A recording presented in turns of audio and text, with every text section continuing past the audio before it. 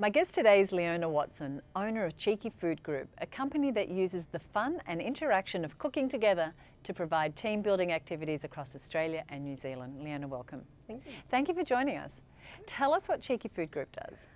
I guess we've taken the idea of a cooking class and made it into quite a big event for the corporate market. So a classical cooking class is where people go along just to learn how to cook, but we've taken the idea of that cooking together to create this great atmosphere for people to leave all the usual niggles and things at the door when they come in, and then they just bond, laugh, sizzle, flambe together and create something really sensational they all get to eat then as their reward. So everyone's a winner in this team building and everyone gets to be part of the success, which is one of the reasons why I think it's been quite successful. So what happens when you get people who are usually together, probably in an office environment, and they come together and they're cooking? What sort of dynamics occur? What do you see happen? It's actually really interesting because sometimes you might get a CEO with a PA, and it's great, it just breaks down all those sort of barriers that are there. And we always get people working in teams, so whilst it might be the most inefficient way to get the cooking done, the whole idea is to get people working in groups of 2 or 3, then depending on the size of the group, it could end up being several hundred. Like we just did one for 550 down in Melbourne, all cooking at the same time, which is a bit of a scene. But the whole idea is that they cook all the food and then they bring it all together to create one big buffet, which they then share. We have a version which is like opening your own restaurant. So they're the chefs, then the wait staff, so they set the table and all these type A personalities trying to figure out how to do that together. And then they get to eat the food as the customers of the restaurant, and that's their reward. So the more fun they have, the better they cook, the better they make their food look like the front page of Vogue, then the better the reward, they get to eat it. And I suspect with all the cooking shows now that the standard of their own expectation is probably changed in the last couple of years. Yeah, it's kind of gone up a little bit, but I can honestly say I don't know that the cooking prowess is that like, so everyone knows some key words. You know, like I get a lot of yes chef now, which I didn't used to get. And but they're still needing to learn how to chop an onion and garlic and still pass me over a capsicum when I ask for an onion sometimes. So that's funny. There's still a lot of people learning to need how to cook. You came to this business with some great sales and marketing experience. How has that helped you grow the business? I got lucky on that. I guess I was able to take all those skills that I learnt in large corporations and then apply them in the same manner to a smaller sized company with almost no budget, like literally started with $5,000 investment. And it was just about thinking, like, what's a big brand that I would like to create? And there's the same principles of what you do in a larger corporation you do in a smaller. So in a smaller corporation, the person is the brand. It starts with you, yes, finishes with you. And then as you get more and more staff, of course, it's then about continuing to engage your own staff in what Cheeky itself stands for. And I think that's been one of the key things in where we'll go as a company and also what we say no to. It makes it very quite defined, and also in terms of some of the financial skills as well. Just because I was in marketing, especially on direct marketing side, where everything is measurable. Yes. So I know exactly where all our money, from a marketing point of view, is spent. What works, what doesn't, what brings us in the highest gross profit margins and blah blah blah. So it's very easy then to know what to spend more on and what to just shut down, stop, and not try again. Or maybe until a bit later. Always try it again. What were the surprises? What skills did you suddenly realise, oh, I don't know how to do that and I need to know? Learning to let go.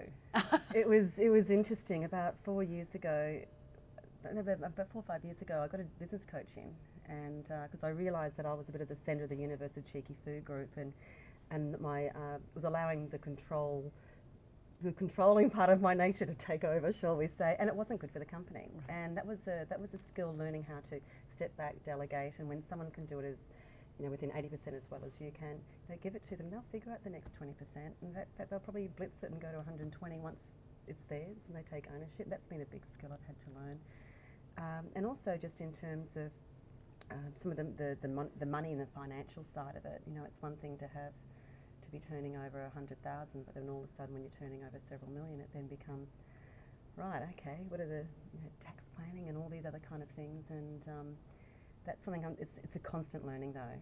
You never stop learning. Like you're just on a ride of learning things also from managing people, managing your staff, really engaging them, which is team building in itself. Like every day is team building day. Right. It's not something you just throw money at every quarter or at Christmas time. So. I think that's a great point. Because a lot of your clients are large corporates, when the economy fluctuates, I suspect that you have to make your product more relevant to business for them to still spend in an area that might not be seen as essential core training? How do you manage that? Gee, didn't I learn that through the GFC? Oh, so we took a big hit during that period. Obviously, people were laying off staff. They weren't spending money on keeping them, shall we say, and engaging them. I just went. I actually fell into a little bit of a hole and had to pull myself out and go, okay, I've got to rethink everything. Every little mantra and little golden rule I'd had, basically throw it up in the air. If I was to start this company again differently tomorrow, what would we do differently? Gather the troops and just said, forget all the rules. What can we do differently here? And still keeping within the brand values and not selling ourselves too short. And we come up with some new product ideas. Worked well with a lot of existing clients. Like about 70% of our business is repeat and referral. So it was about going out to them and going, look, what do you really have to play with here? What's going on with the staff? And then just coming up with some, shorter, quicker, lower cost. So you can still keep morale up, and you really need to keep morale up when you've got people being made redundant around them. They're all still worried about their job, and productivity drops, even with the ones who are still left. So it was about getting really creative and just being prepared to throw out some of the old rules that you'd lived and breathed by, and that I used to be really quite, that's how we kind of do it. And I had to get off that train. And adapt to the new marketplace. And it's funny because I think the whole business, all of us now, we've all changed in that. So we're all very much more open to new ideas and new concepts. So I think it's been a hard lesson, but a good one. But a good one. Yeah. You mentioned earlier you'd had a business coach, and you've been a mentor on the Australian Business Women's Network's mentoring program a couple of times. What role has mentoring played in your business life? Can I say, when I was a mentor with you guys a couple of times there, it was so good just remembering, like the way you split it all up into the different segments, I think is sensational. It just makes it really easy for people to get their heads around and focus.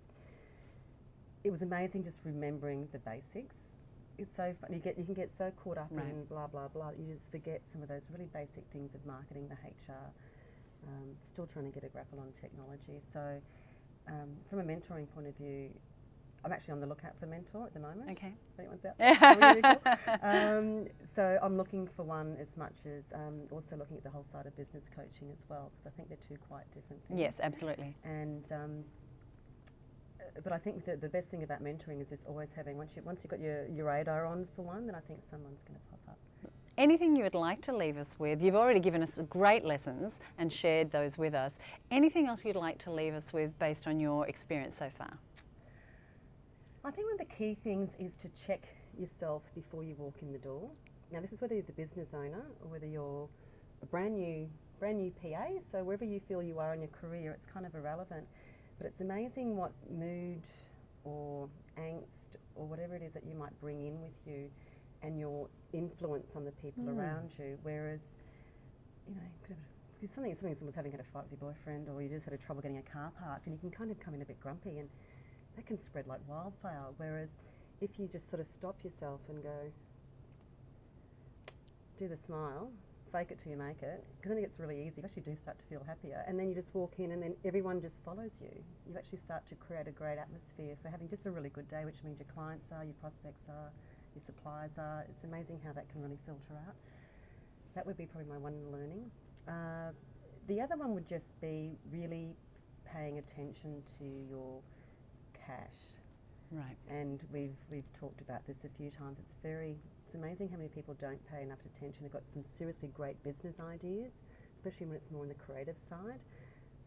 But it's very easy to start making some wrong business decisions or desperate business decisions because the cash hasn't been paid attention to as much as the business and the creative side of it. And you can rest easy at night knowing you've got a little bit of cash there, and then you can make some good business decisions and you feel just more confident. So don't lose sight of this in line of all of that. Of all the seemingly fun stuff. The seemingly fun stuff, yeah. Well, that's probably the reason why you got into the business in the first place, or you're looking at making a career in that area.